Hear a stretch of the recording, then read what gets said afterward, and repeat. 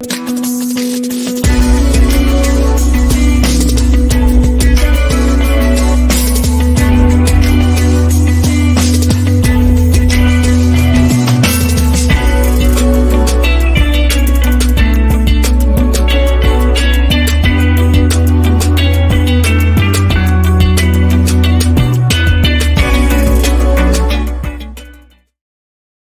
up, though? It's your boy Willie Styles in the building. Welcome to tonight's show. Guys, you want to say what up? Que paso? Oh, Dane speaking Spanish. Hey, it's your girl, Sunny. I just try to unmute myself and then turn the camera off because I'm unproductive and useless. All right, let's start the show. Yeah, let's get this show started. Thanks for joining the show. Definitely ready to have a great show lined up for you guys tonight. We're going to be doing 21 questions. Looking forward to that. Welcome back to Dane. Dane, we ain't seen you in a minute. Hopefully everybody can hear me just fine. I've got to put the phone down a little bit. But yeah, what you been up to, bro? Working, and food poisoning. That was fun. Right. No doubt. Yeah, Dame's got all the excuses. I don't know why HR hasn't docked his pay yet, but that's because he's been fired a long time ago. Right. I gotta change my name to Sunny, aka HR. keep firing him. He keeps showing up to work. Fire everybody. Everybody gets fired. That shows you I care about you to some extent. That I fire you because Right. I don't like people. I'm probably super mean to people I don't like. So yeah, indeed, I'm like, indeed. yeah, it's like I love you, but I'll punch you in the face type of vibe. All right. Well, make sure you guys get over to our Teespring or our Creator Spring site and get some of our merchandise. We always got great merchandise over there. Apparel, accessories, all kinds of things. Check out our website at gftradioshow.com. All our links are over there. All our socials are over there. And make sure you listen free on demand. You never miss a show because it's always free on demand on our website or on your favorite audio platforms, as well as on your favorite video platforms as well, all the replays. So make sure you do that. Like I said, we're going to be doing 21 questions tonight. So make sure you guys feel free to comment. We want to hear from you. Any questions you want us to answer, make sure you throw them in the comments. Answer the questions along with us. This is a very interactive show. We'll throw your comments and questions up on the screen and go through them like that. So without further ado, let's get started on this show. I know we have a couple of questions that are already in the chamber, locked and loaded, so we're going to get right to that. And the first one I got, I want to wait for Smooth if I can, so I'm going to hold the sports question off for a minute. So the first one I got, I'm sorry? My grandbaby is 4 or 5 months now? 5 months. All right, shout out to the grandbaby. She had her first Easter. I'm so excited about it. Whatever. All right. Oh, okay. No doubt. Yeah. My youngest grandson just turned 2 last weekend. So yeah, shouts out to the babies. Oh, and we're loading my season, Taurus season. So I'll be accepting Mother's Day gifts and birthday gifts separately, but throughout the whole month of May. Right. Taurus season starts in April. I'm celebrating all season, but I'm also celebrating the entire May. So all right, no doubt. I'm accepting gifts and every dinners, all that stuff. All right. While we're talking about kids and being parents and all that good stuff, the first question is: would you patronize a restaurant that bans kids? It depends on what kind of restaurant it is. Because if it's an adult, like it's like going to, I don't think they would consider a restaurant. But if it's like a burlesque type of vibe, I'm not bringing kids. Yeah, the burlesque. Yeah, you probably don't want to take the kids to the burlesque. So, but if it's like a regular restaurant that bans kids, I probably won't go to it anyway because Okay. Dane, what you think? Like Sunny, it depends on who I'm getting kicked out from or who I'm not supporting. I've banned myself from going to certain places. Far worse than what they're trying to offer. What's that? You said you banned yourself? Yeah, I banned myself. I'm this petty, Sonny. They messed up my pizza order. I haven't been to Hungry Howie's in 15 years. because of bad customer service. I Now, refuse to go to that one particular Hungry Howie's because of bad customer service. okay, that brings up a good point. And I'm going to get to that one because that just gave me a good idea for a little follow up. But to Sonny's point, and I guess to yours as well, is the whole thing of what type of restaurant. But let's say it is a family themed restaurant, and what happened was there was a restaurant in New Jersey where Sonny is, that recently decided to ban kids under the age of 10, and they did have some reasoning. Their biggest thing was that they have a smaller space in their dining room. They have a need to have more regular chairs versus having high chairs.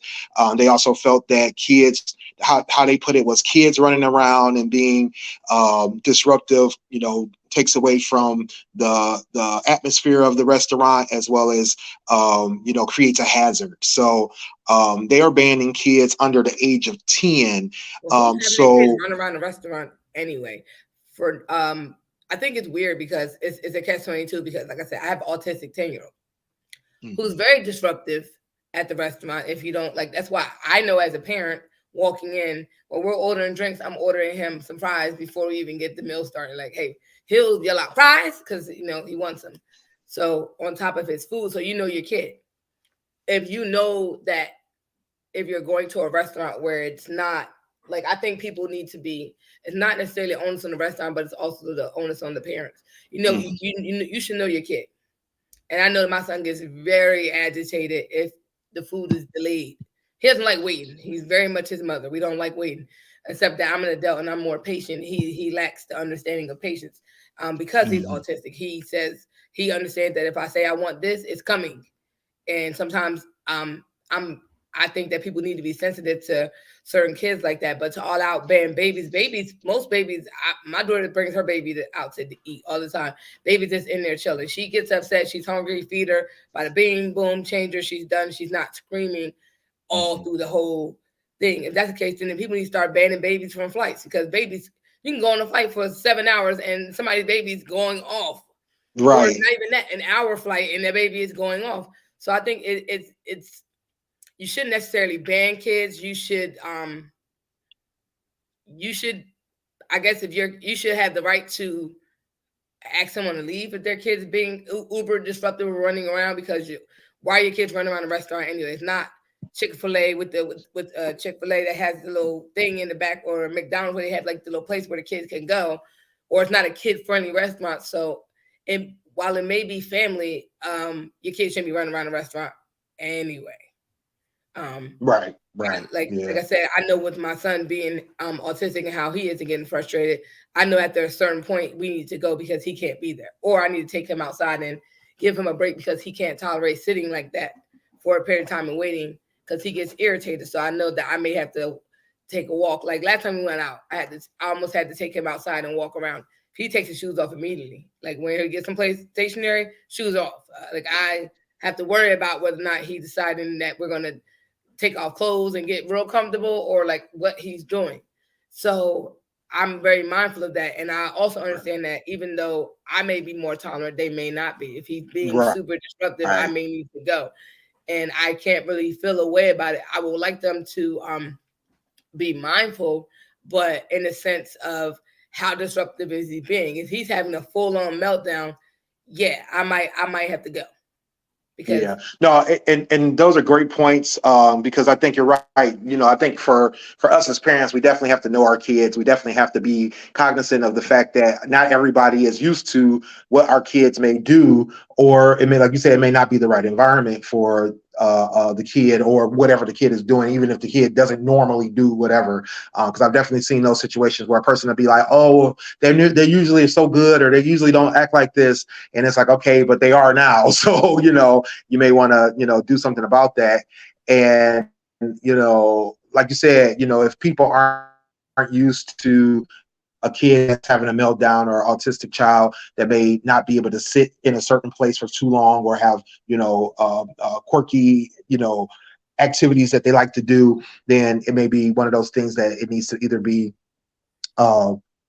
like you said, accommodate it in such a way where it's like, okay, understand my kid is going to stand up at the table the whole time, but he's not bothering anybody else. Or like you said, if the case is that they're having a meltdown, then you as a parent have to make that decision that, you know what, this isn't controllable. This isn't something that they can help. So I'm just going to have to, you know, accommodate myself and make my way out, you know, just to be cognizant of the other people in the room, you know, that kind of thing. Dang. Yeah, Take that as a note. All right. He's talking. I'm sorry. I'm not lagging. Okay. We can hear you now. Okay. So, like Sonny said, but you have to know your kid.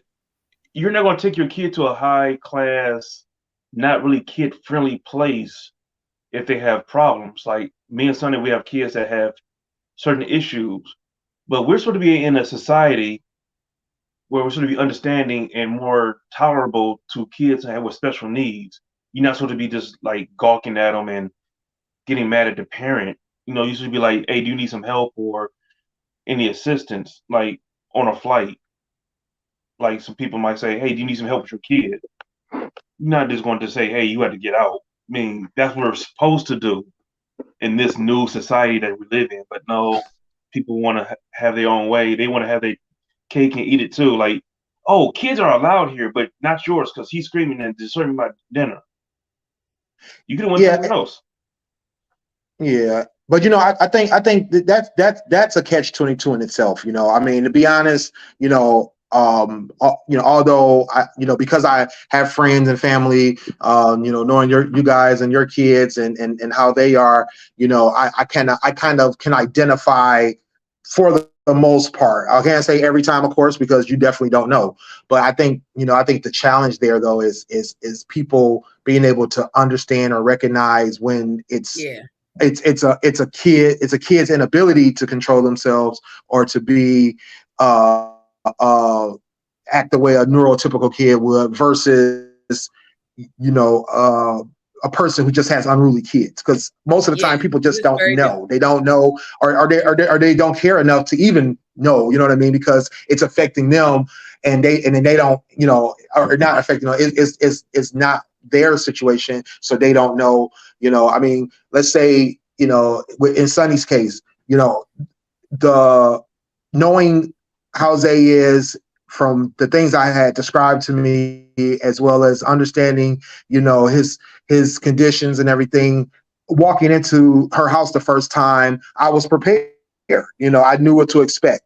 Now, had I met them on the street, didn't know who they were, I definitely would not have known. I would have just thought that her kid was accosting me. You know what I mean? Like, I wouldn't know. So, it's something I think that we don't, I think we kind of take for granted when we're in the middle of it. You know what I'm saying? Like, I normally will make the assumption a lot of times, especially if I can tell that a kid is, non-communicative, non-verbal, and you know how you can just you guys probably can tell as well. Most time you can kind of just pick up, versus where a person who's not used to that won't be able to pick that up. They'll just make an assumption that something else is going on, or that the kid is just being quiet, or whatever the case may be. So I think that it's one of those things that I think we like you said, Dan, we want people to be accommodating to or to understand, but we also are dealing with people who don't know how to deal with that, or they just don't care.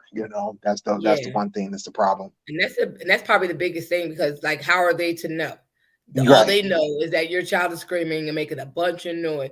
Like, my son can sit there. I know that when he's eating, he likes to watch my phone, watch his little YouTube things. He gets all in. He's like, oh, just enjoying himself, and it's like, hey, tone it down. But to somebody else, it might be annoying. But like, you don't know, like to Willie's point, you might not know offhand. Like, even like I said, the last time I went to a restaurant with my son, he was going through the motions and he kept rocking and hitting the back of the chair that he was on, and somebody right behind us. But luckily, that person wasn't on that type of time, And I'm pretty sure he saw me trying to calm him down and relax him and tell him to stop. So it wasn't like I was just allowing it. And I think that's the thing. Like, even if, like, it's a difference of understanding. Like, because to Willie's point, before my son, I wouldn't know. I just thought they was baby's kids and they was acting up, and I didn't understand it. Now, because I'm in it, I very well understand it, can see the signs and understand it a little better. I can't identify every kid or every person, but now I'm more mindful of my thought process before I go into this and just some badass kids and they can't control them. Because sometimes I can't control my son, and I'm pretty sure people are like, yo, she don't know what to do with him. Sometimes I don't. And I've been working through and been taught how to deal with him during certain things, because if not, I can't address certain things how I would if I was like with my daughter. Right. At his age. So it's very, very different. But yeah, sometimes you don't know. But I think to Dane's point, I feel like people, looking back on it now, I shouldn't always jump to conclusions. I should be helping or just asking, do you need help? If something can be like how, like, and that's the biggest thing for me. I used to always say, when my son was going through it and I had to train him to be okay with restaurants, it took a while for us to get him to the point where he is now.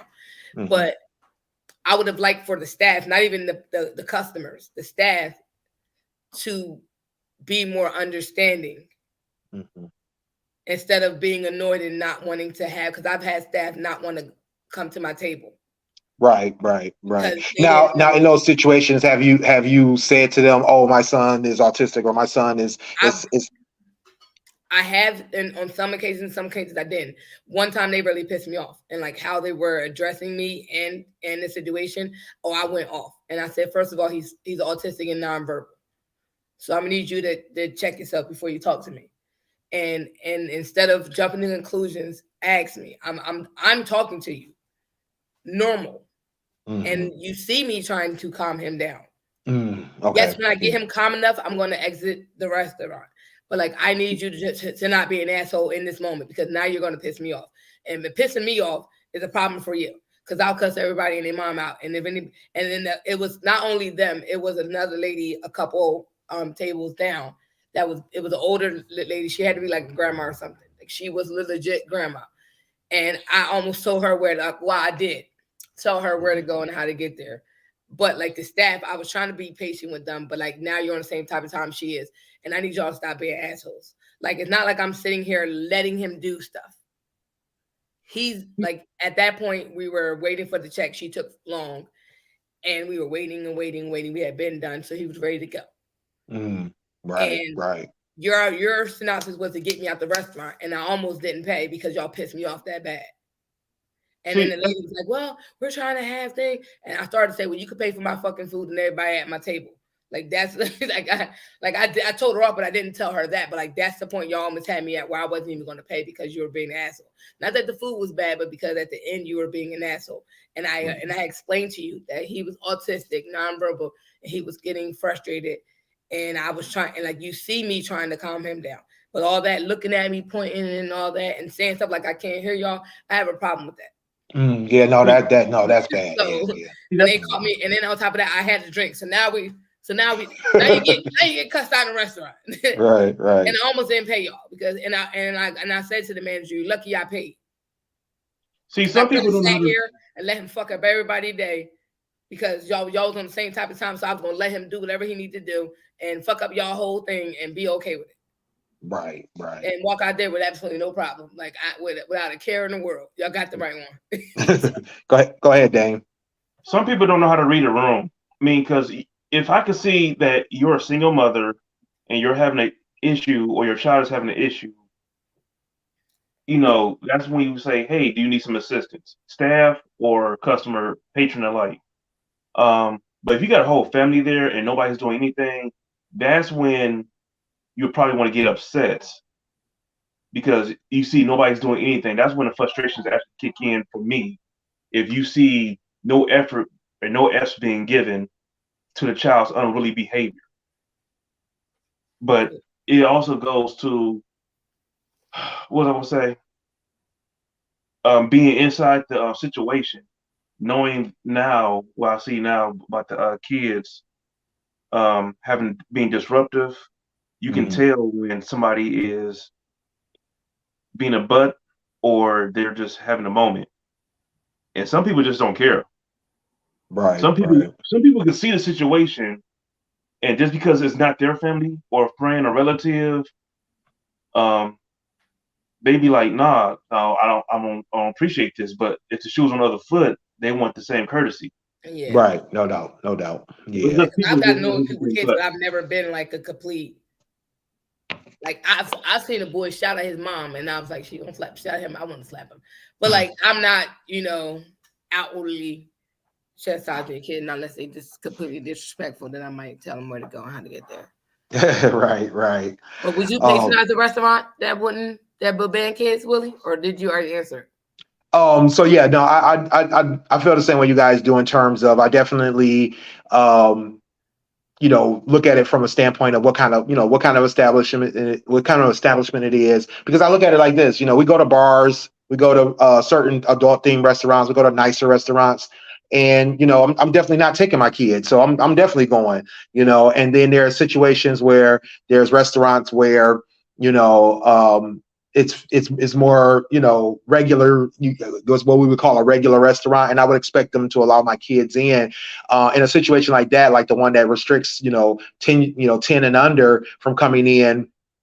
If I have 10 and under kids, I just wouldn't go. There's other options out there. Now if it becomes a thing, and I think in the article people were saying that, or some people in the comments were saying that, it was a bad precedent and that, it could spread to other restaurants.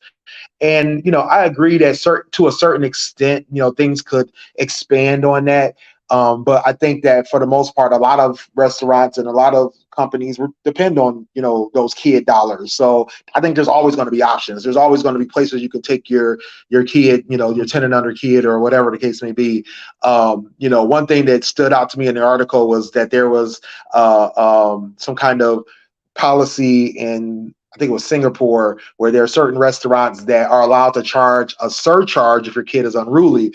That one I thought was a little off, because for me, I look at it from the standpoint of, yeah, that sounds great that, if your kid is being unruly, you're going to get charged. But then what if your definition of unruly versus my definition of unruly is different? I could think that my kid dropping a fork is just a kid being a kid. You could look at it as being unruly, and now I got a surcharge on my bill, or and like I said, in the case of the kid standing up, I saw that happen one time where I was at dinner someplace and this kid was literally standing the whole time eating his food. And I didn't have a problem with it. I don't know if anybody really said anything, but I just kind of noticed it. And I just assumed that, the kid was just, doing, that's probably his thing. But what if that was determined by that restaurant as being unruly? You're right. You know what I mean? He's not bothering anybody, but that be unruly. So why is it just the kids? Because I went to a restaurant, had a nice little date night one night, and this girl was in there the entire time, music, live band, everything. She just in there cussing somebody out on the phone, arguing, to where the manager is like, at the end of the night, I'm like, well, y'all should have been told her to leave. Right. Yeah. Oh no, no doubt. The band, because she's been screaming this entire time. Yeah, no doubt. Now that's a big thing to me too. Is like, it's definitely not just the kids. Sometimes it's be the adults that be the problem too. So no, I definitely, I knew who her girlfriend was. This heifer done cheated with this bitch. And then she gonna bring her girlfriend sitting there just getting cussed out, and she like calling so and so on the phone, and I'm sitting there like, we done heard her whole life story about what happened and why she mad. Right. Entire, like, I'm talking about from the time I sat down. Mind you can hear her. You know, you wait a couple minutes before they seat you. You can hear her before you even got seated. Like the man is going and sitting down.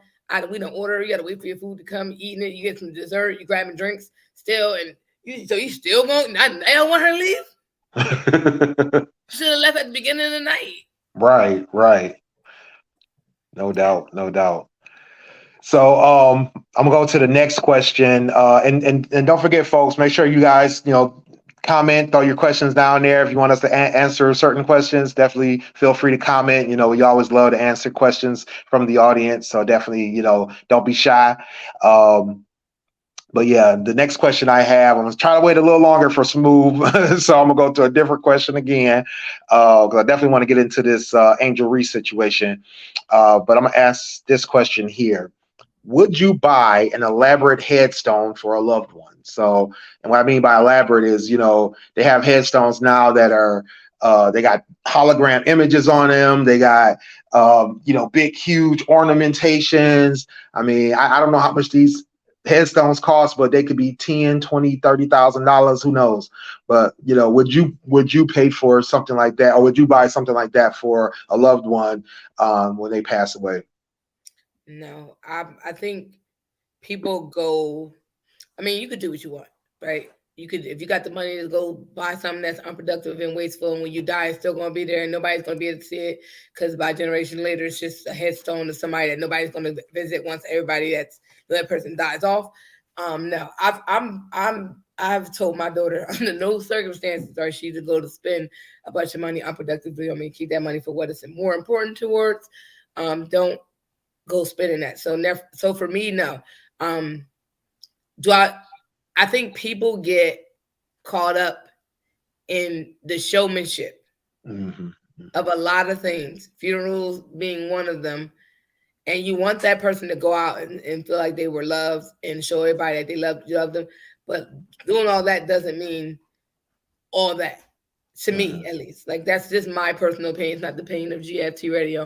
But for me, I would never do that. Be it if one of my kids passed or not, I will do something simple, but represents that's more true to that person. I wouldn't like my mother's headstone is simple. I know that might get upgraded because we wanted something a little different. We got what we got for at the time that we could get it. Like I said, it was her passing was super unexpected, so it was not something that we were prepared for. So, but if it was like one of my kids or something, I would not go super elaborate, but I would go a little bit to more along the lines of what I would have wanted for my mom. At the end of the day, I'm not even the person that visits grave sites. I don't like it. Like I'll go because our family wants to go visit and have a time with our loved one, be it my mom, grandma, aunts, or whatever. Right. Yeah, but I'm not. I wouldn't do all that because I don't like visiting graves anyway. Like, I like the memories. I like to relish in that. So for me, it'll be a definite no. I know I just talked all around that, but like I was explaining why. But right. No doubt. Dane? Nope. Nope. Because I'm going to keep my memories of you pure, no elaborate, because no showmanship, like you said, that after we're gone, all the people that knew you, after everybody's gone, that's just going to be some big showy display that nobody's going to take care of. Give me, cremate me, keep me your memories. That's part cremate me too. Have a nice eulogy. Will, you can tell all the stories you want. I can't die from embarrassment. I'm already there. So, just show some love and get on with your life. Enjoy yourself. Right. No doubt. I feel the same way. I feel like it's definitely a waste of money to put that that kind of money. I mean, I already feel like paying $5,000, $10,000, $20,000 on caskets is already a problematic thing. But to spend thousands and thousands of dollars on a headstone, to like Sonny's point, who's really visiting them, right? I know my family. Nobody really goes to grave sites, on a regular basis like that. They may do, if they happen to be at the same grave site as one of our previously passed relatives for a current funeral, we might say, oh, such and such is buried over here. Let's go visit that grave site. But that's it. We're not in there every month or every year like, oh yeah, we got to go visit such and such's grave site. That's not a thing. So I think it's just a waste of money, waste of time. So definitely wouldn't put that kind of money into that. And I definitely would, tell my kids the same thing. Don't throw a bunch of money at my funeral. Have a nice little memorial. I feel the same way. Cremate me. Don't throw a bunch of money into the ground. Outfit and I ain't been to church in years. Don't do that to me. Like, don't put me in like I'm walking like laying there like an usher. And like I didn't know because I for me that's a problem. Like I said, it's just personal opinion. I've went to funerals where somebody has never been to church, but you got them in their Sunday best. No. Put me in what I would normally wear. A cute sundress, absolutely.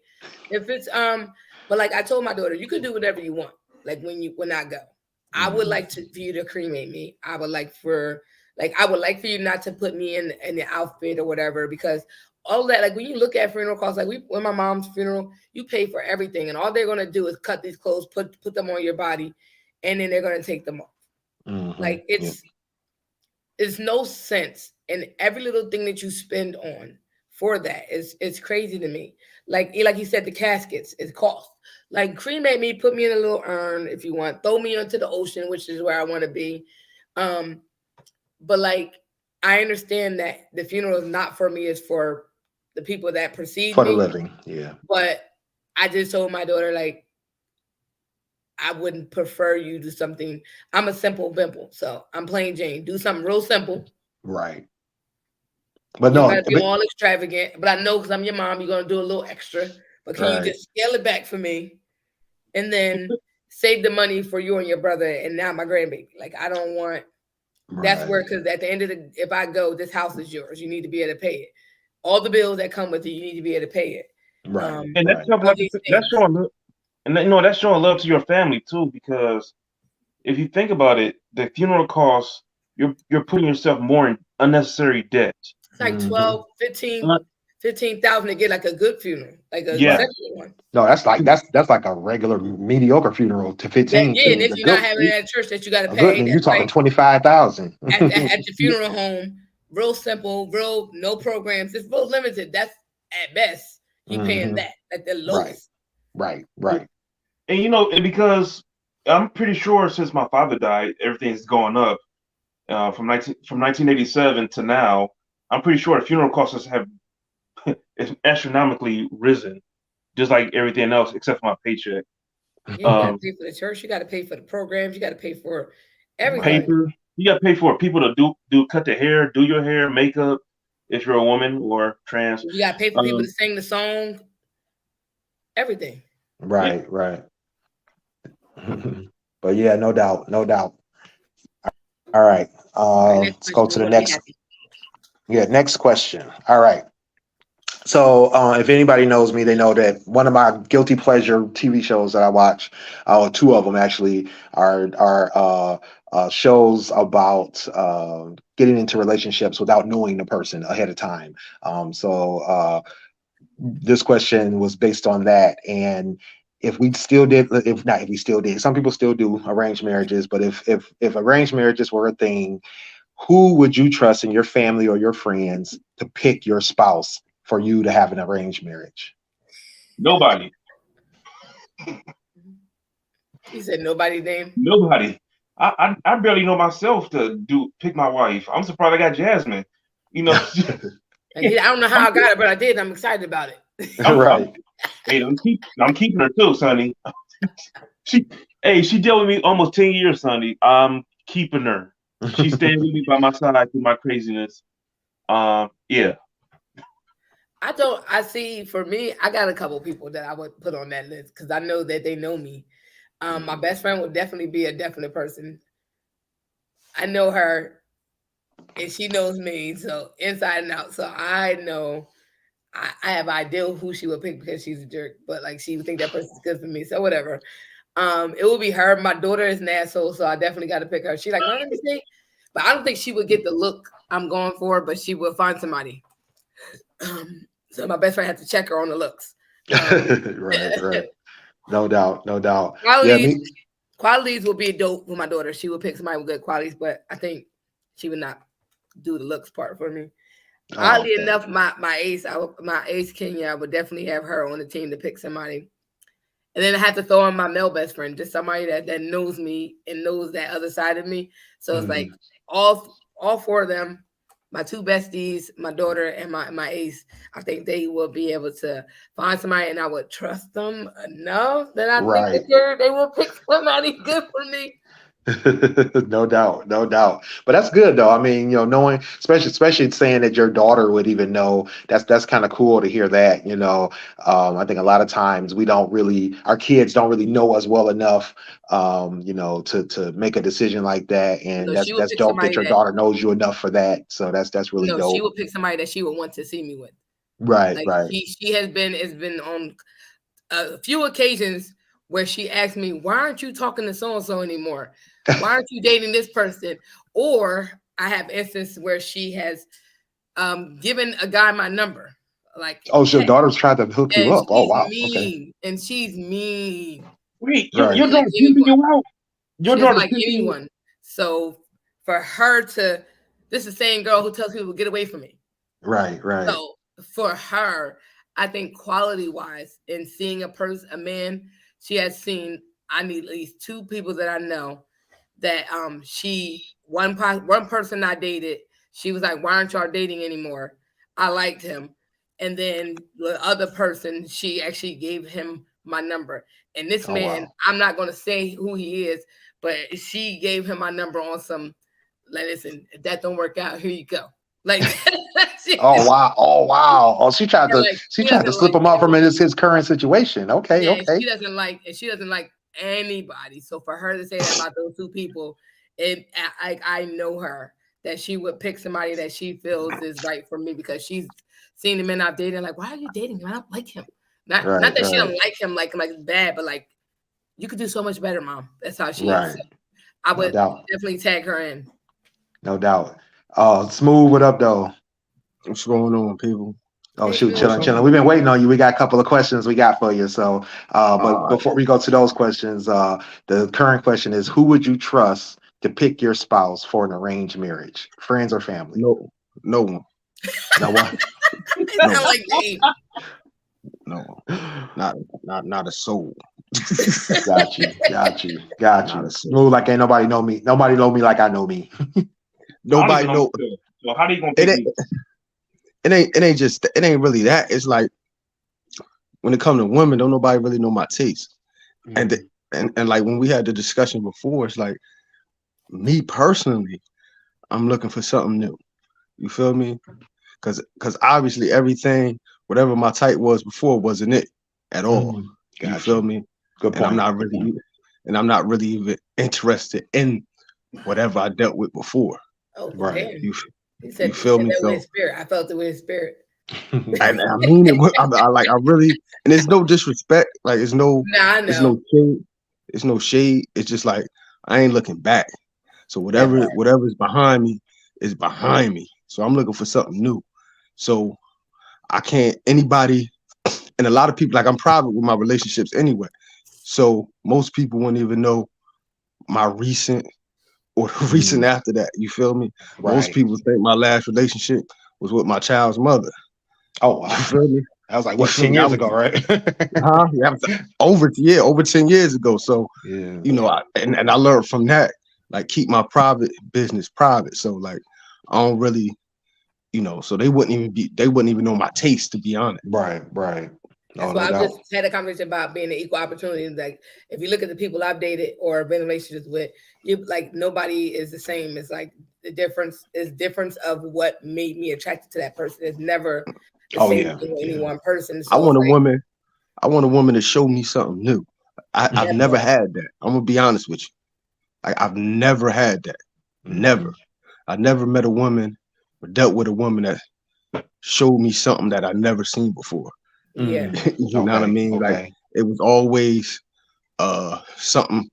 They were similar to what, they wasn't the same, but they had similar, you feel me? Like, I've experienced that before. Something similar to that.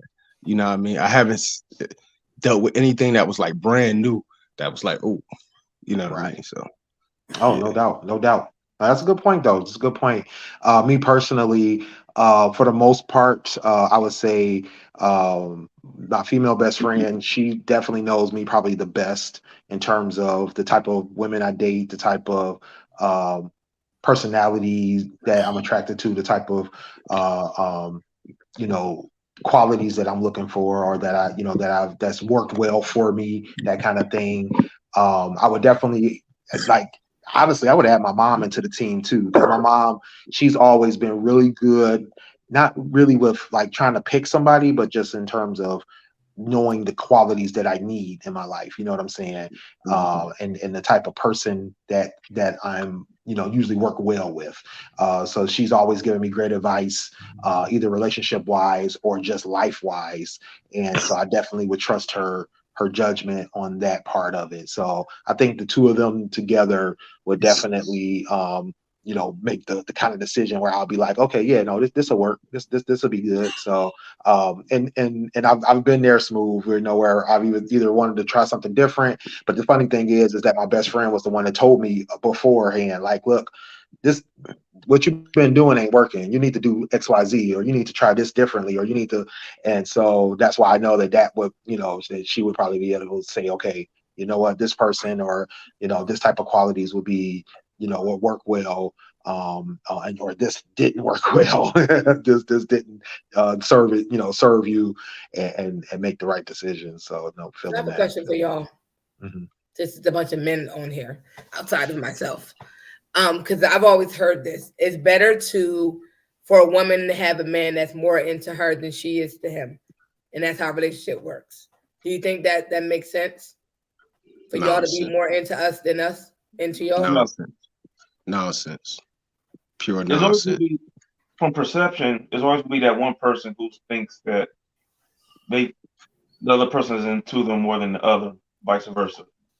It's never going to be an equal love thing. It's no way to judge that, actually, because everybody's raised differently to show love in a certain way and manner. I believe it should be a balance. You feel me? That's it has to be a balance. I can't be giving more of me to you than you are to me. No, I mean, that's not gonna work for me. You feel me? I need to know you want me just as much as I want you. Mm-hmm. You feel me? So if I'm more into you, once I notice I'm more into you than you are me, I don't care if you really like me. It's over. I'm out of here. You feel me? The hell with you, like, because you're not matching. You feel me? You're not matching. You're not matching you're not matching my energy. So I need somebody to match my energy. Yeah, no doubt. I definitely agree. Once we're serious about a situation, but I think up front, for some women, not all, but for some women, I think the upfront thing is that a guy has to really be interested and come for them more than they are coming for them, because there are certain situations, and again, this is not all men either, but I think that that statement came from is that there's just a lot of men out here who don't like assertive women or are afraid of the assertiveness. And then vice versa, there's a lot of women who don't like assertive, or who don't like men who aren't assertive, or who don't try to court them, who try to take the nonchalant route out of it, or they feel are lazy. So I think when those two groups get together, it works. But I think that overall, once people are actually serious about a situation or trying to build a relationship, like Smooth said, I think it definitely has to be a balance, because, and I can say that from my own personal experience, that I definitely found that when I'm more into the woman than she's into me, I definitely feel unfulfilled. I feel unappreciated.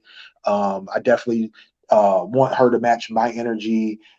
Even if it's a situation where, I may be doing a lot of different things, but if I can see that she's doing what she's doing, her best, but then also she's making the effort. She's making that effort, and I can see that effort where it's like, she doesn't, because I'm the kind of person that I'm very generous. I'm very,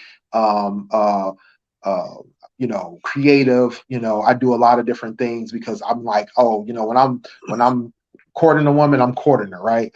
But I don't expect every last thing to be matched 100%, but I definitely want that effort to be matched 100%. I want that intensity to be matched 100%.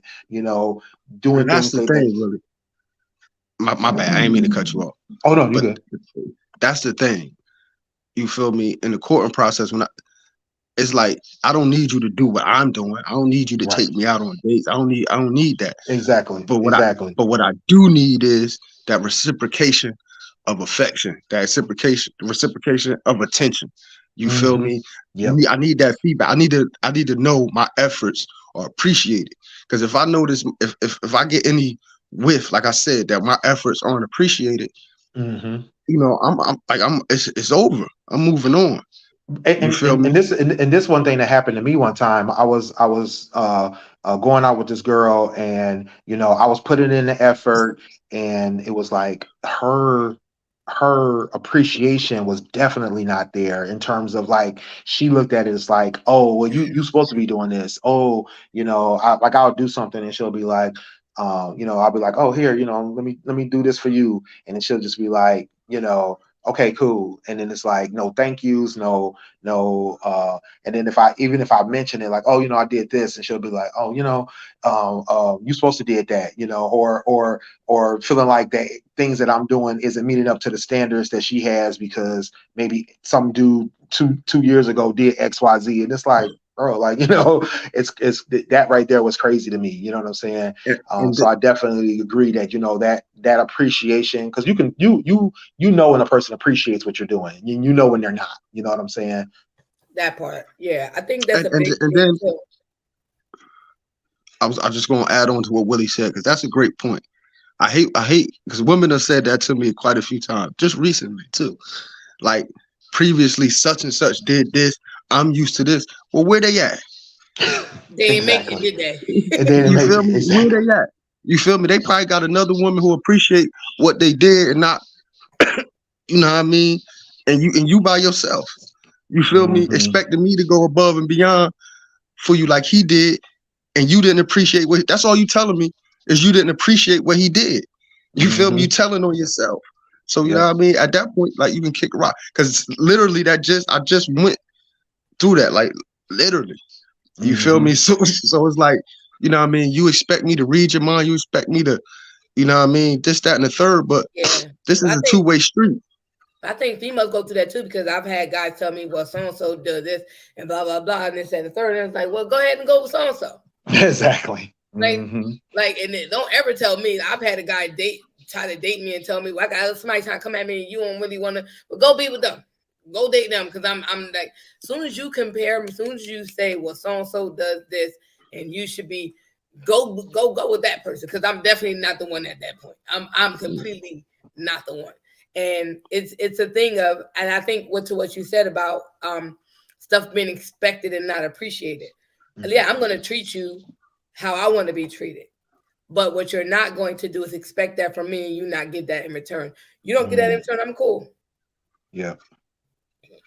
But I think we sometimes get caught up in that thing where we allow people to, like, and I think we got to check them at the door. I mean, probably guys do it more than females, checking at the door. Like, if you ain't doing that, I'm out. We're more lenient because we're expecting that you'll change. And at this point, I think, and now I'm like, nah, I'm good. No, that's I think that's false. If a dude really like a woman, he gonna like, if a man really like a woman, he gonna put up with some extra shit. You know what I mean? He gonna go through a little bit extra hoops, but it's a point, it's a limit. He may have a limit. Yeah. You feel me? But if a man really likes a woman, like, you know how they put, that meme they put, if a man really likes you, he gonna come for you. He gonna, right. You know what I mean? He gonna pursue you. You know what I mean? The hunt is on.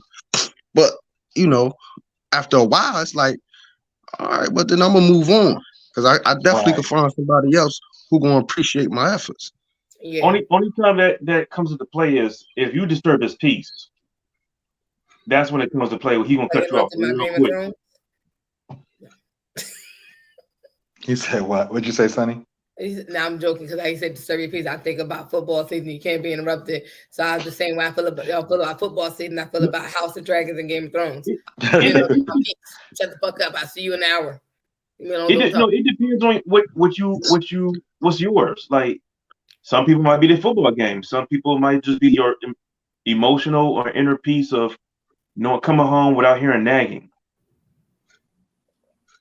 But you can't do fuck shit and don't hear nagging. I got a question for y'all. Yes, sir. What's like, say you were in this situation, like me and Willie was just talking about, we was pursuing somebody, and then we realized, all right, it's over. Do you jump right back into the game, or do you give yourself some grace period? Now, I ain't talking about a relationship. I'm not talking about a relationship. I'm talking about the court. And I give myself a grace period. I definitely do. I feel like if it's too, for me, I don't like too closeness. of anything. The same way, like you said, well, not like you said, but we all got options out here. You didn't do it, so maybe I was courting you, but we weren't having sex. So I've personally abstained from having sex while I was talking to you. Not that we were having it, but I just didn't do it. Oh no, for me, I'm that person of, if I choose to leave you alone, I'm gonna leave you alone, but I don't have to talk to anyone else to leave you alone. Okay. That's just me, period. And even more so after dating, because so-and-so may have been on my heels this whole time. You've been talking about so-and-so liking my pictures or whatever. And this one person you bring it up, and I may actually end up talking to that person. But I'm not in the ideal of the frame of mind that I gotta get under to get over. Right. So yeah, it's never gonna be. I'm definitely a grace period person, whether we're talking or not, because I really liked you. If I was get to the point where we're talking on a consistent basis and it just didn't work out, I really liked you, so I put my effort into talking to you. So I'm not about to go out by Tuesday. You kick me to the curb. It didn't work out, and on Wednesday I'm on a whole nother date. That I don't move like that. To me that's too much. Mm-hmm. Yeah, no, me, I'm right back out there. I generally, I don't need no Grace. Grace, what? Like, it's great. What's her name? Grace. But no, any streets you can slide in those. I was always in. But my thing is, I'm usually if I'm ending something like that, it's because I'm done. You know what I'm saying? The grace period was the period where I was getting fed up. You know what I'm saying? That was the grace period. Once I'm done, I'm done. I'm moving on. Scorpio shit. That's Scorpio shit. Right Exactly. You know it. So wait a minute. Did I not see that the other day? Yeah, I got this tattoo. That tattoo. Scorpio one. Now next time around you, I gotta see it.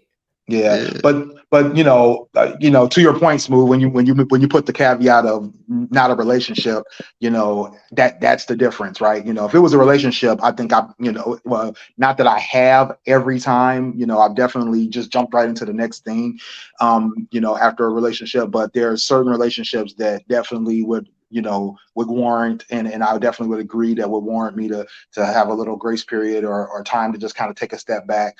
But for the most part, just courting or just dating, because I was dating before you, and I'm gonna date after you. So yeah. Back in my day when I was single, you know what? Back in his day when he was single. Right. No. I gave myself, if I was in a relationship, I gave myself time to breathe, and I would not look. Because when you're looking, you really don't find what you're really looking for. If you just sit back and chill, let it come to you and happen naturally, that's when the best stuff comes. But if I'm just, we just talking or whatever, not relationship, just dating, courting, there's really nothing to get over. It just didn't work out. All right, now I'm brighter. Now I feel weird. Y'all make me feel maybe because I'm a girl. I don't know. But I know females that just hop from left to right. Like, we ain't work, I'm on to the next. I don't move that way. I've never been. With me, I'm like I said, I'm like Willie. Like, you feel me? Like, it could be 12 hours later, I'm on. Right, exactly. You feel me? Like, but because it doesn't necessarily mean, like, if I'm courting you, like you said, that doesn't mean we had sex. What that doesn't, you know what I mean? So that wasn't, especially if we wasn't sexually active, like, I'm definitely moving on, because there isn't, you feel me? You know how they say, I ain't taking that energy with me. You feel me? I ain't taking your energy with me. So it's like, all right, if that ain't work out, it's on to the next. Why should I cheat myself? I'm gonna treat myself. Because if I run into, if me and you stop talking tomorrow and I run into something better for me, you know what I mean? 12 hours later, am I just supposed to turn that down just because I was talking to you 12 hours ago? That ended 12 hours ago? Kiss my ass. Right. Exactly. You didn't just put out rap lyric, did you? I think that. I just peeped that. That was a rap lyric. Nah. Hey, that's just real life. Y'all the type of people that get married, your wife died 3 weeks later, y'all in a whole nother relationship. Nah. Now my wife died. Damn. Nah. Like that's why I made the caveat. That's why I made that caveat. No, I know. Important. No, I know. But I'm just saying, like y'all the type of people. Yeah. You know, men move on fast. They used to somebody take care of them. Their wife died. Still say they're in a whole nother relationship. Like me and Kim, she helped me through my grieving process. And now I'm in love. We married. Like, hey, she cooked for me. I mean, admittedly, I definitely should have taken a little bit more time after my divorce before I started dating, or not the divorce itself, but after the separation to start dating. I definitely wouldn't have made it to my divorce. It took us like 3 years to get divorced, but once the separation was established, I definitely should have waited a little longer. I definitely got myself into more trouble than it was worth. Going out there and trying to date while I was in the middle of that whole basically grieving process for that relationship. So I definitely agree that, you definitely need that time to take a step back, reevaluate what you're doing, what went wrong, what went right, what you really need, what you really want, and then why you're out here. You know what I'm saying? I did that all during the process, and that messed me up. You know what I'm saying? So I definitely would have done that differently, knowing what I know now. Now, and I would say with me, and I've talked about it on here before, it's been times where I didn't want to date. You feel me?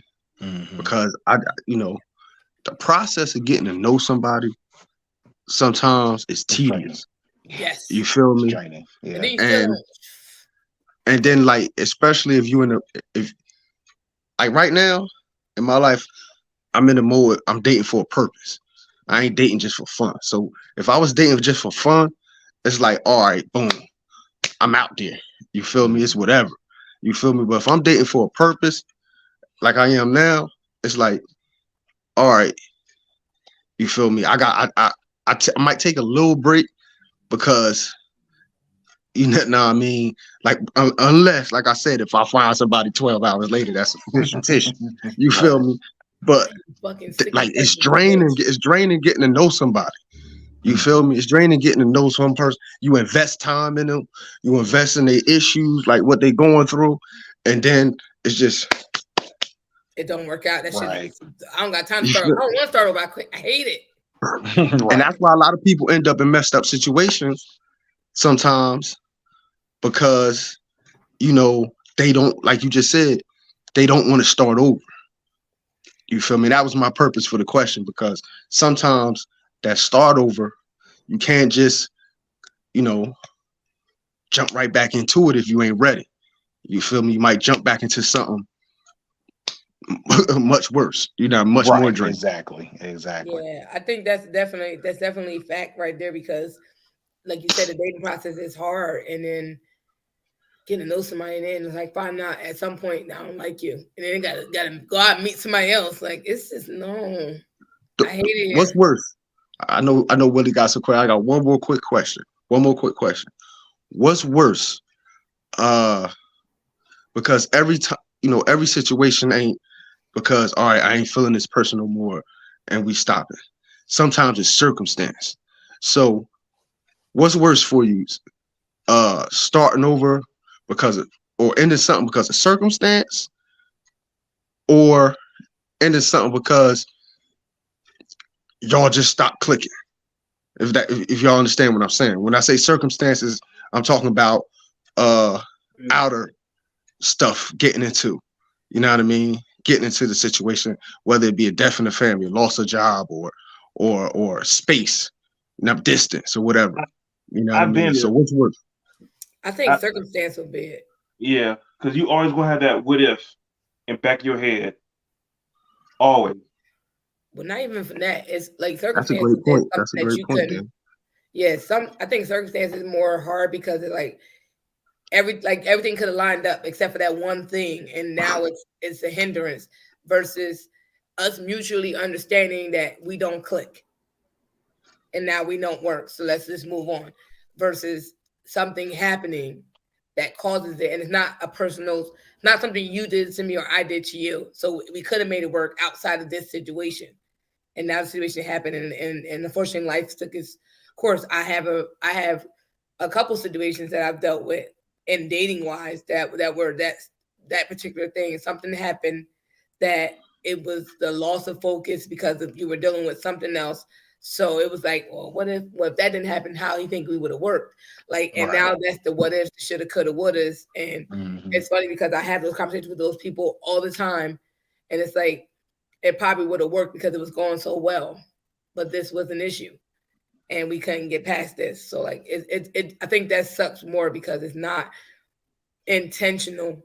It's never an intentional situation. It's just life happens and shit goes the way they go.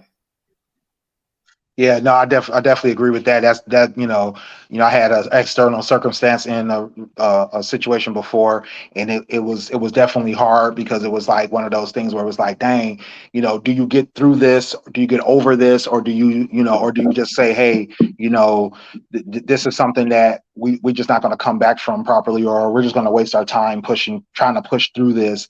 And I had to make that hard decision that this was too tough of a situation to push through. It wasn't what I wanted to happen, but I also didn't want to go through that. And then and like you said, the shoulda, woulda, couldas come up.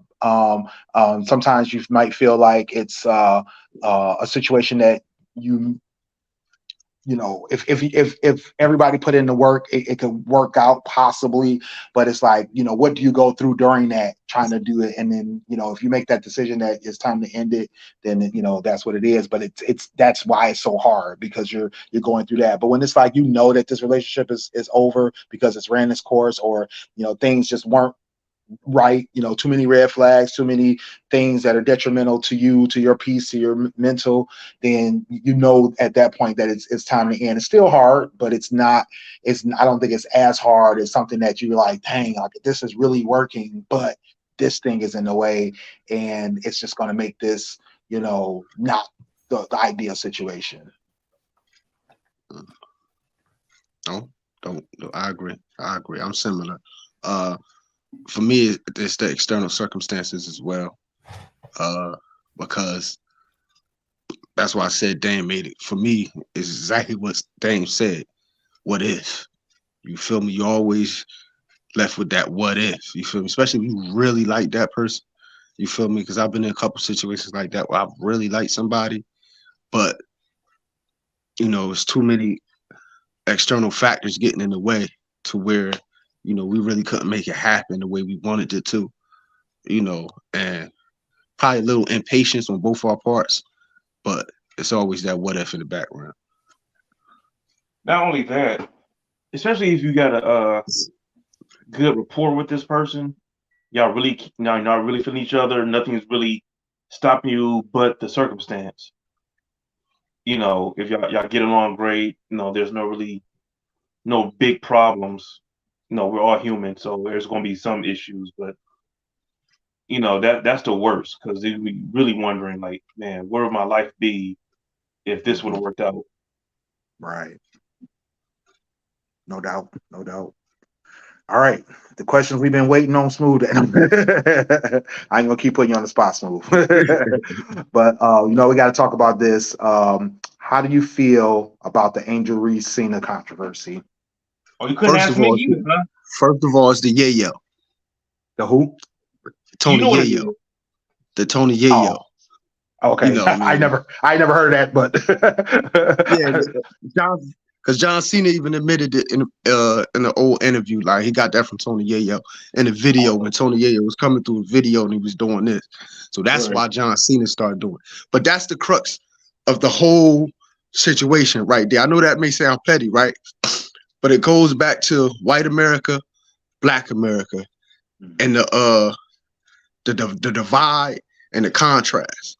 You feel me? So when a young lady, Caitlin Clark, was doing that, it was no problem, right? You know what I mean? She was talking trash to everybody. I like Caitlin Clark, so we're gonna go easy. Caitlin Clark is not the problem. Caitlin Clark is not the problem. The problem is a bunch of people who never watched this women's basketball or even cared got drawn into it because of her. Because be clear, she was the draw, not Angel. Okay. Caitlin Clark, the white girl, was the draw. She, you know what I mean? Everybody, Angel wouldn't even admit that. You feel me? Everybody was coming to see Caitlin Clark and watching to see Caitlin Clark play. And Angel Reese just did an interview on I Am Athlete and on the Pivot, and she basically said, you know what I mean, Caitlin that deal. You feel me? Like, she loved Caitlin. There's no beef between them. You feel me? She's like, even when we game plan, we just chalk Caitlin up for 30. She gonna get her 30 points. Ain't nothing we can do about that. You feel me? Right. The problem is, you know, the media. The media covers black athletes different than they cover white athletes. So Caitlin, like I was saying, Caitlin Clark was doing this. Another girl, she was talking junk to called Haley Van Lith. She a white girl. You know what I mean? In the middle, they even showed it when she mouthed it to her. She was like, "You down 15, shut up." You feel me? And they celebrated her. You feel me? They was basically saying she put that girl in her place. Right. You feel me? So then when they play USC, an all black team, right? They was letting the one girl shoot, and she like this, like, go ahead. I mean, like, we don't care about you shooting. You feel me? We're gonna let you shoot. That's disrespect right there. You feel me? Yep. So that's what got Angel Reese mad, because she rocked with some of them girls on them other team, and she like, when she talking all that junk, talking all that shit, and y'all not saying nothing to her. So when I get into this, it's up. You feel me? That's what she said. She was like, it's up. That's how I'm from Baltimore. That's how you want to talk trash, we gonna talk trash. Win or lose, I'm gonna talk. You know what I mean? So my issue was with when she did it, you feel me? It was, she's the one dude that run a bar stool called a classless piece of shit. Yep. You feel me? Like how you call a 20-year-old young lady a classless piece of shit playing basketball? You won't even say that you won't say that about no man. Playing the sport. You feel me? Black or white. You feel me? You won't say that about when you won't, and you damn sure ain't gonna say it to their face. Right. You feel me? But you'll get on Twitter and you'll tweet it about this young lady. Then you have Keith Olbermann. He used to be a former sportcaster for ESPN. You know what I mean? Called it classless. You know what I mean? Then he had to retract because he was like, "Oh, I didn't know that Caitlin was doing it too," and all this. It's like, so why you just jump off the roof if you're not watching? And that was the crux of my thing. What they heard or somebody told them, not what they actually saw with their own eyes, or get big. Exactly. Watch the whole story. You know what I mean? And these women, you feel me? And then that's the racism part. So now let's get to the sexism part of it. If this is what, and Dame will tell you, this is what we want. Everybody got mad at the NBA because they was like, everybody too friendly. You feel me? Everybody hugging and kissing and dapping each other up after the game. Like it's no competition. It's no competitive spirit. Right. There's no rivalries and nothing. Yeah. No rivalry. Woman Hoops on YouTube. Because I follow women. It's a YouTube channel called Woman Hoops. So they always show clips. The women go at each other. Like in this tournament, and it was probably like 8 different fights, like scuffles, because they was competing. They going at each other. And the men's, you feel me? It wasn't really like that. You feel me? It was like one game in the woman tournament, like 8 people got ejected because they started. I mean, like they going at it. You feel me? They going at it, and that's everything we want from men. But when women do it, it's a problem. You feel me? So that's why I'm like, it's corny to me. It shows the racism in America. It shows the sexism in America exists on a high level where you got dudes who don't even watch. Now they all want to make comments and be disrespectful to these young ladies. And it's like, nah, man, I can't rock with that.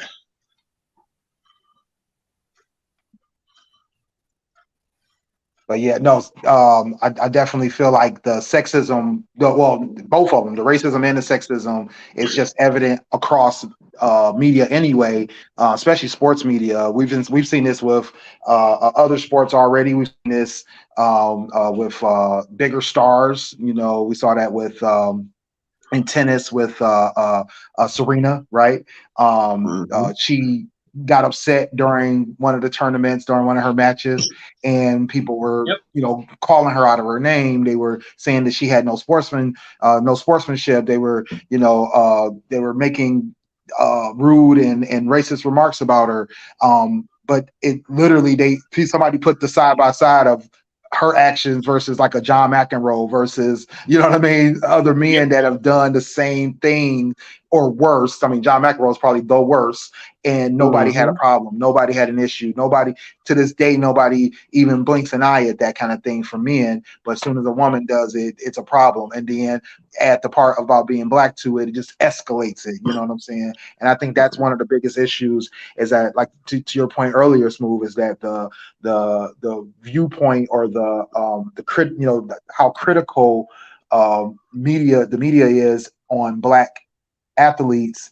It's way different than it is for white athletes, and the perception, the words that they use, you know what I mean, like, you know, people calling her a thug, the way they treated Sha'Carri Richardson when she came out with, you know, initially with the hair situation and the nails, and they, you know, called her names, and it's like those differences in how they treat black athletes versus white athletes is the biggest problem. But then, you know, to the point of the sexism, you know, it's this weird standard that they're trying to hold women to that they don't hold men to at all. Or like you said, they want to see from men, but when they see it from women, it's problematic. Even though, like you said, that's breathing life into that league, you know what I'm saying, or into that division rather. You know, it's something that, you know, we not only want from the men, but we want from all of our sports. We want to see rivalries. We want to see these teams. And, you know, it doesn't have to be malicious. It doesn't have to be to the point of people, you know, we don't want to see everybody knocking each other's teeth out. But if it comes to that, you know, it's like it adds to the fuel, you know, but it's definitely the fervor, the intensity is what we want to see. We want to see that, hey, our team is better than yours. You know, everybody's like, oh, participation trophy time, that's problematic, you know, or that's not what people want to see. And then when you want us to get emotionally invested, right? Only way we can get as fans to get emotionally invested is for that competition, is for that rivalry. And as far as, like, she did another thing where she was pointing at her finger, you feel me, like ring me, and walking into it. Joe Burrows, that's a Joe Burrows who played football. He in the NFL now, but he played for LSU. White guy, quarterback. He started that. That's what he got. That's what she did that for. Because she like, we LSU. This our first ring, first basketball, men's or woman, NCAA ring. You feel me? Like she psyched up. She happy. You feel me? And she even said, she's like, me and Caitlin, we've been playing against each other since high school. Right. You feel me? Right. They played together on the under 20, I think, Olympic team together. You feel me? So it's like they have a rapport. It wasn't malicious. It wasn't mean-spirited. Right. You feel me? It was all in the form of competition. And then for what's y'all president wife name? You feel me? Biden. Jill Biden. Yeah.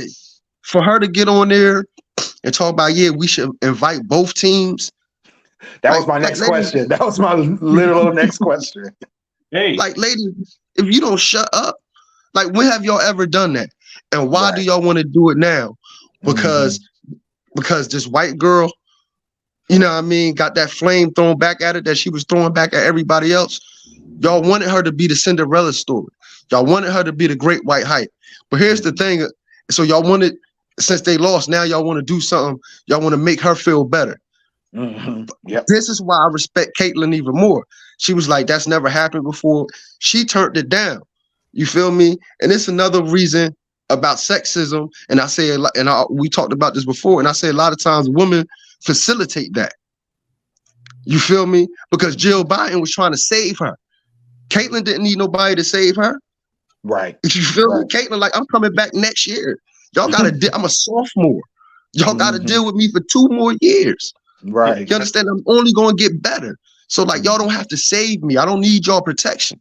Right. You feel me? And that's what Jill was caught up in doing, trying to protect her. And then plus, you know, the political, Iowa is one of them states that, you know, big in the political scheme, electoral votes. So she wanted to appease them. The fuck out of here with that bullshit. Right. So my thing is, it all died down as soon as Caitlyn said, "No, I had no problem with it." All of a sudden, it went away.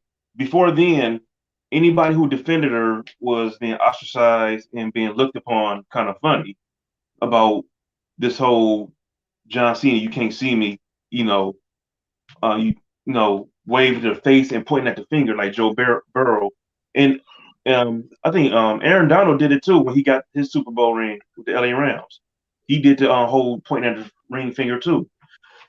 It's like, it's always good when the dudes do it, but when women do it, it's classless. I'm sorry, unless you're Caitlyn. She's this. She has a high motor. When it's a Caucasian athlete, it's fierce, competitive, team player.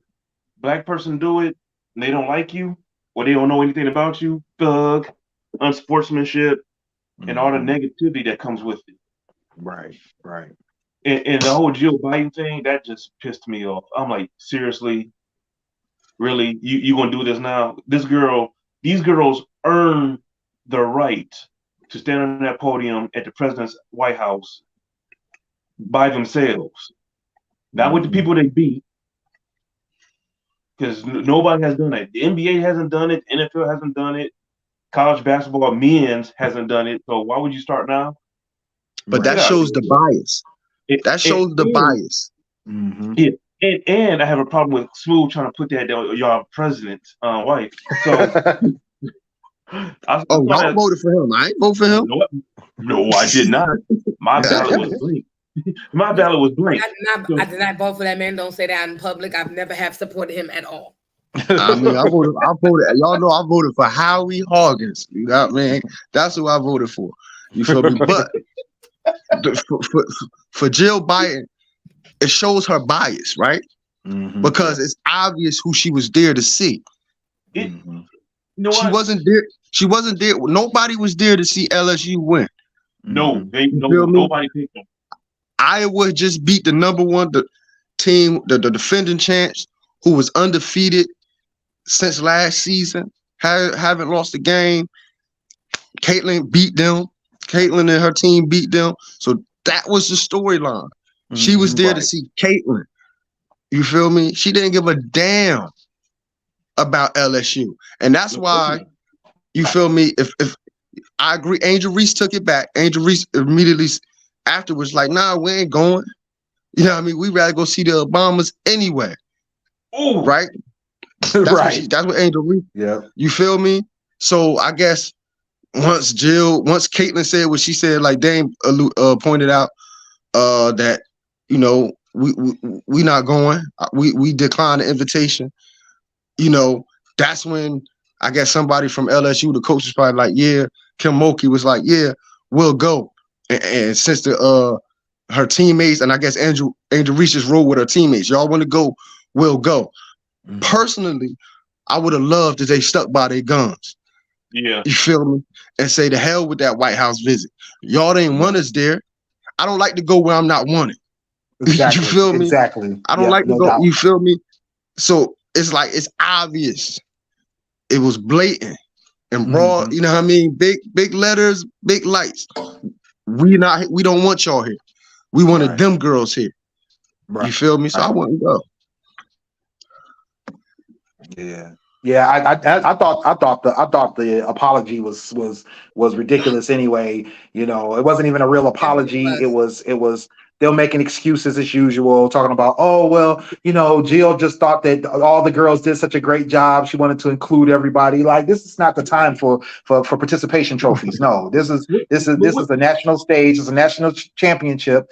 And every other national championship only involves an invitation to the White House for the winners. It has nothing to do with we all fought the good fight. We all did a great job. We all showed up. No, it's not about that. And like you said, Smooth, this definitely showed who they really wanted to be there. It had nothing to do with her trying to show the other team that you did a great job, you can come too. Like, no, if Angel had decided, or not Angel, but if LSU had decided for some odd reason, hey, we want them to come too, then maybe. But like you said, to me, for Biden to say that, for Joe Biden to say that was just a spit in the face. That they didn't really want LSU to be there; they wanted the other team to be there. So yeah, no doubt. Now, what year is this for their presidency? Isn't this year 3?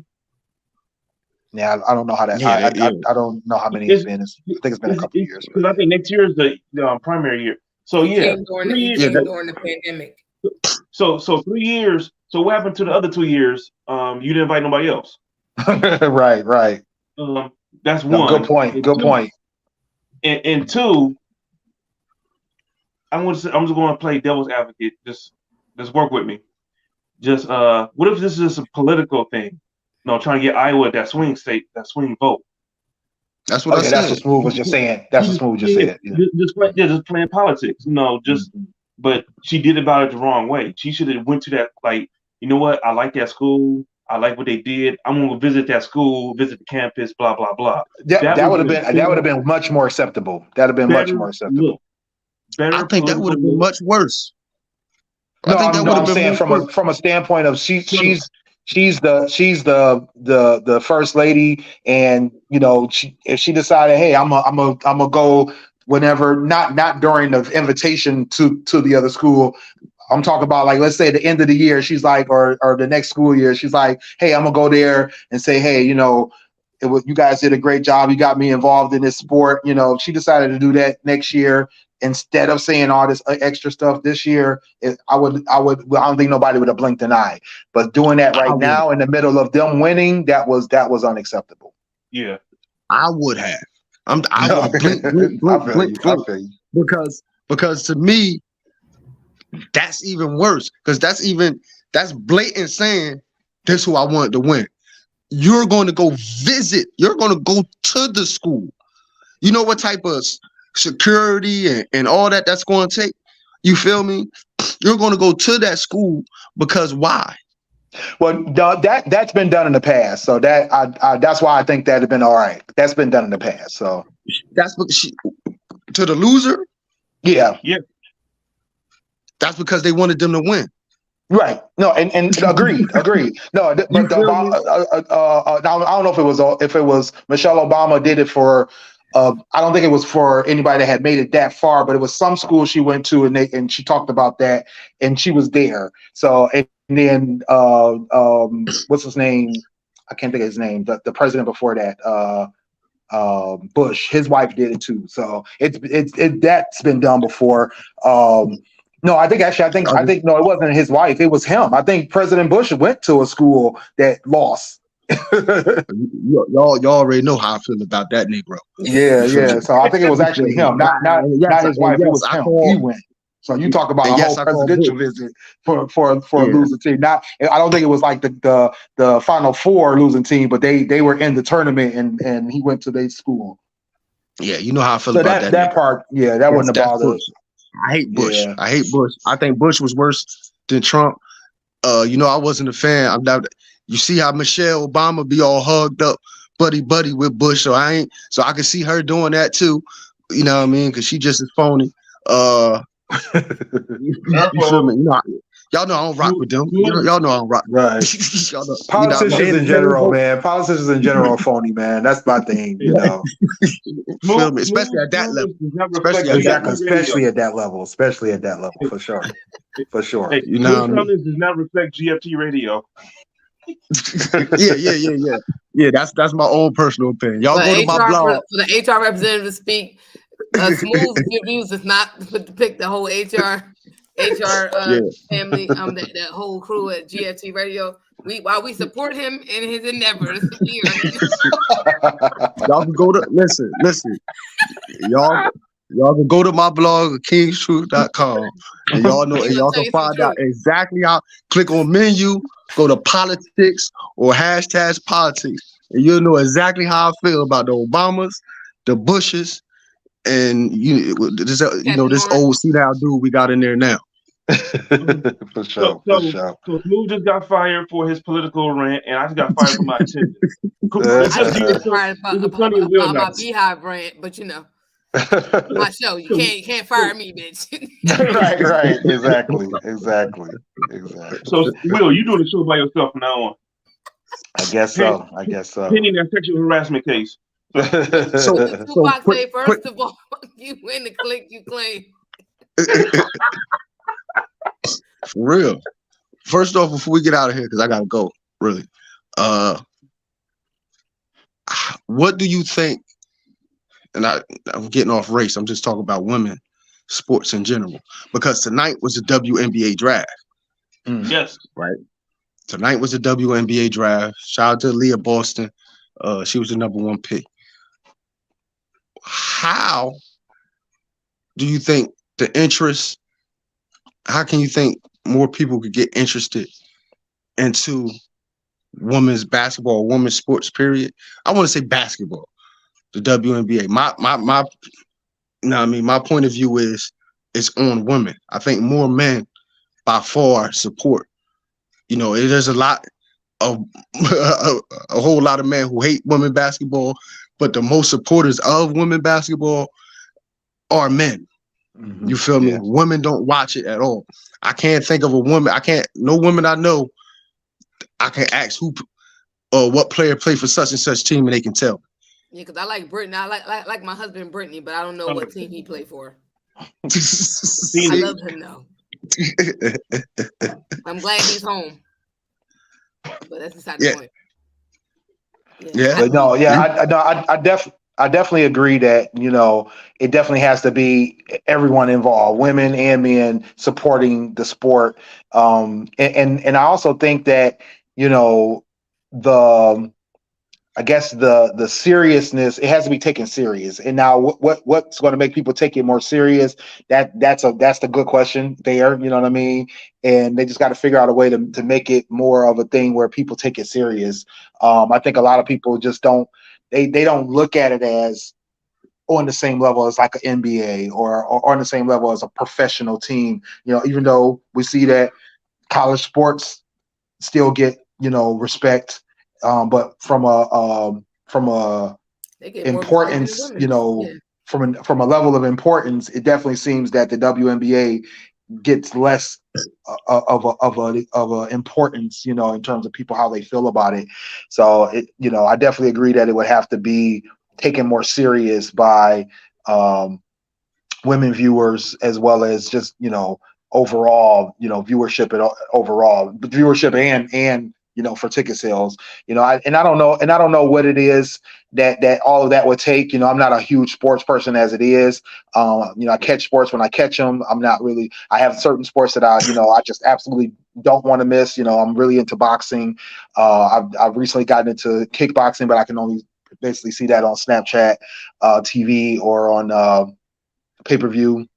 And the same with MMA. I just recently kind of started getting into that.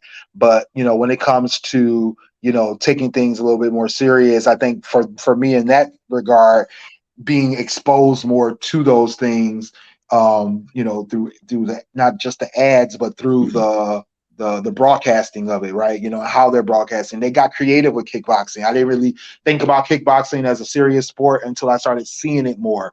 And that, the way they creatively did that with the Snapchat TV, Instagram Reels and things like that have been, proliferating now. Maybe that will help the WNBA, get the sport in front of people, because right now if you're not selling tickets and you're not getting viewership, you got to find new ways. You got to be different. You got to be creative.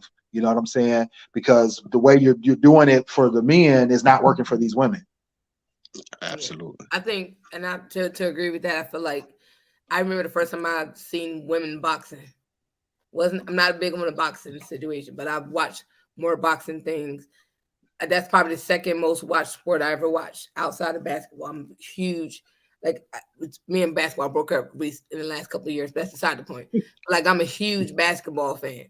But I think it's more like, it's almost like how these elections are. We don't see it. We see sprinkles. So it's like for city, local elections, we can see the presidential shit is all everywhere, all the time, everything. Whereas for the local elections, you hear it on TV, like they have pop-up events, or you'll have like baseball events, like me and Smooth support a baseball team, where you see them come out and talk briefly. But like to have it like how the presidential election is, we don't have that. Like you'll see it, by the time you see it, it's already down to like 2 or 3 or 4 candidates. It's not everybody that's on the ballot. So you miss a couple of people. Same with presidentials, more focused on certain people than everybody else, but at least you have the idea of, okay, this is happening. Let me go look and research these other people. I feel like it's the lack of promotion and how it's promoted. You don't get to see it a lot. MMA got popular within the last couple of years. That's why we know about Conor McGregor and Ronda Rousey and stuff like that, because it got more popular. I think that WNBA has been popular, but not to the extent of these others, because college basketball, we know about that. We know about March Madness. We know it's going down. Like we know all these things, same way we know about the draft. Same, like these are things that we just know because we're so used to it. Every year is this promotion behind it. Whereas with women's sports is not like that. And it's a lack of it. And whether or not we watch as women, I feel like, and I'm gonna just keep it a buck, a lot of women watch football because their men watch football. Some women watch it because they actually like the sport, but like some don't. Whereas you'll probably see a female like basketball more than football because it's something that we could get into. We like looking at the men running down the halls, and those basketballs look sweaty, whatever. If you're not lesbian, you're not checking out for nobody. Like you're not checking out for that. And then on top of that, it's not promoted, so it's not in your face that it's like, oh, let me watch this type of situation. So I think that's the biggest thing, is getting out there more. Like even with the sports, you don't really know about soccer until until I hear about the Olympics and the cup and all that stuff. Other than that, I don't hear about soccer year round. I know that they do it in high school. Right. I know I can go right down the street around the corner from me, and the Africans that's playing Mexicans, and I know that for sure. They out there on the field every day, and I see them practicing and shit like that. So I'm more inclined to go watch that if I really want to see some soccer than go on TV because I don't see it. Mm-hmm. Facts. It's all about promotion. Promotion is key. Same way with our everything in life, you got to promote. Yeah, no doubt. Better. Yeah. So Sonny hit it all. I mean, just think about it. When Swole can attest to this too. I mean, he can attest to this too. When WNBA first came out, what was it? We Got Next. You saw the commercials. Lisa Leslie, Dawn Stanley, Cheryl Swoops, Cheryl Miller. Oh no, not Cheryl Miller. Sorry. Rebecca Lobo and all them. Yep. Rebecca Lobo, undefeated college champion, going to the WNBA, playing her first NBA New York Liberty game. You saw promotion. We Got Next for the first 4 or 5 years. Cynthia Cooper, baddest woman to play basketball. I'm sorry. Shamika Hoslaw. I can keep going on. When they first came out, you saw promotion after promotion after promotion for the WNBA. They was on TV shows. They was on all our shows on UPN. Everything. Yeah. And guess what? I see more YouTube commercials from back then than I do now. Mm-hmm. You have to actually physically Google a commercial for the WNBA in probably 1997 when it first came out. Yeah, you don't see nothing like that. In my life on Dress for Success, Say Yes to the Dress. So I met my husband Brittany, but y'all could. Right. Yeah. Right. Yeah. So promotion is very key. They're not promoting these women right. They're listening to these fake keyboard analysts who are saying that women don't have the skill, yada yada yada. They're not giving them the props, and people are going for that clickbait. Like, you know what? He might be right. I'm gonna stop watching WNBA games. Mm-hmm. What do you guys think about the prospect that they were saying that a lot of analysts that I was hearing about this, they were saying that they felt like lowering the rim and making it more exciting because the women could dunk more often. What do y'all think about that prospect or that change? That's their pride. I'm all for. Thank you, Dane. See, that's what's getting in the way of the woman. Right now, I was about to do everything that the men do. Their pride is getting in the way. Mm-hmm. Shaquille O'Neal, right? Because me and Al, I know Al from the other show. Me and him, we like we're basketball fans. So when we say we're basketball fans, we're not just talking about NBA. We're not just talking about WNBA, college basketball. Like we go to high school games, high school girl games, high school boy games. You feel me? So we are in tune. Like I'm an avid WNBA watcher. You feel me? So I could break it all down. Alex always say, man, they gotta lower the rim. You feel me? But their pride gets in the way. They want to be just like the men. They be more equal to the men. Exactly. They don't want to be treated differently. They want to be the same way with how the ball is made. But see, they playing with a smaller ball. You feel me? But if you know a kid if you know a female that plays basketball, she's playing basketball with the regular NBA. So like it's that I get what you're saying, but like they so used to. But they want to be equal. But here's the thing. The problem is that they want to get fans. You feel me? You have to. The NBA. See, this is what people don't understand. The NBA had to change their game to get fans. Mm-hmm, yeah, you understand? The NBA wasn't always, even now, like when you look at now, Dame would tell you it's not like basketball in the 90s. Nope. 90s basketball wasn't like basketball in the 70s.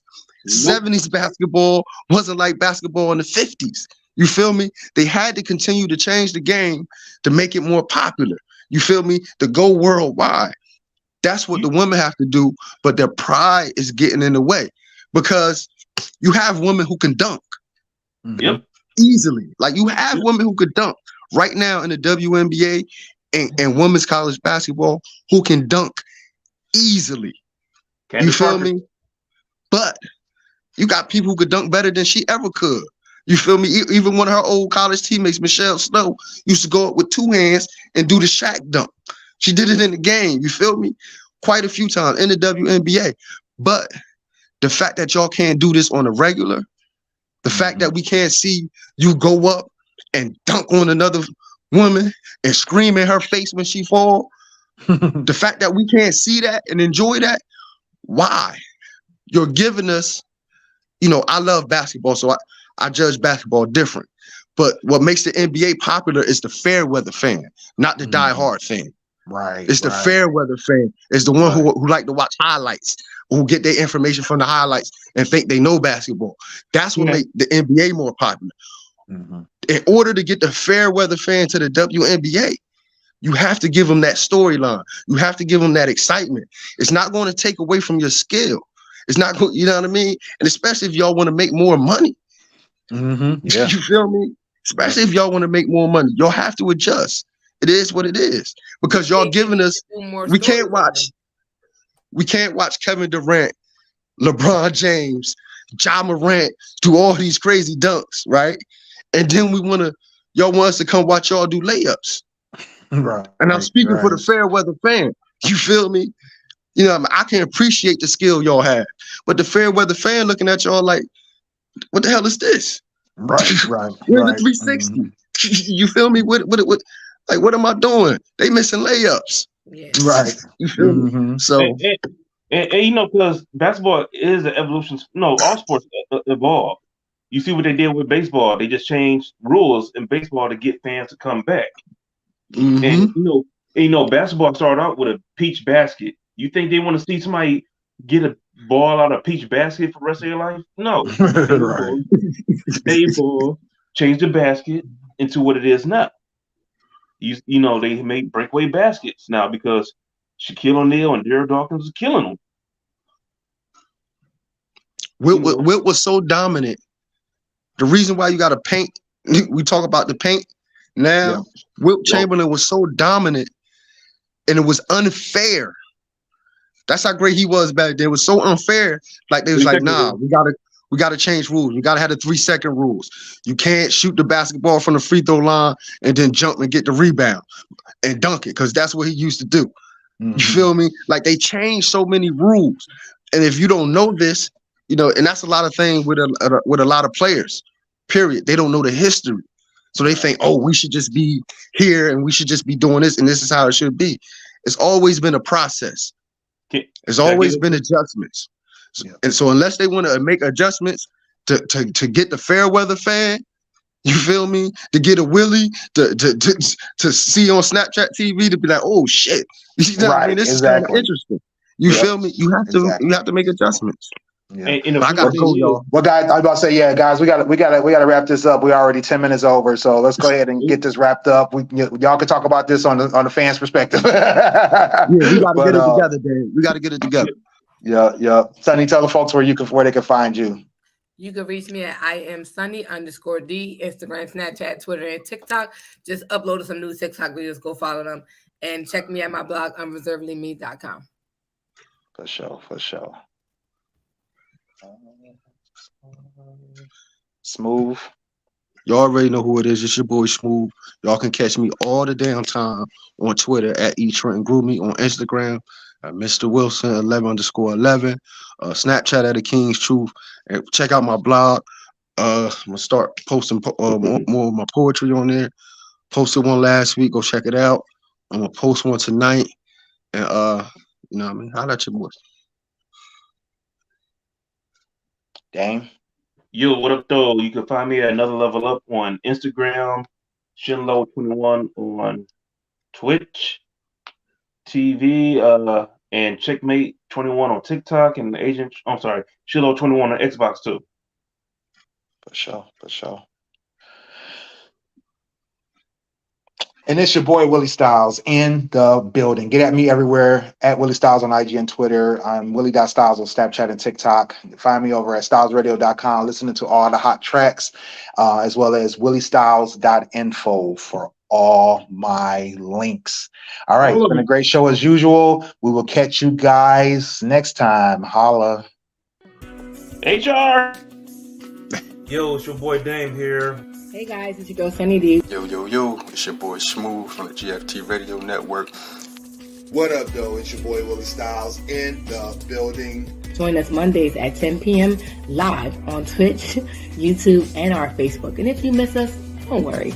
You can catch it on our website, gftradioshow.com. And if you feel like talking to us every day, join our Facebook group.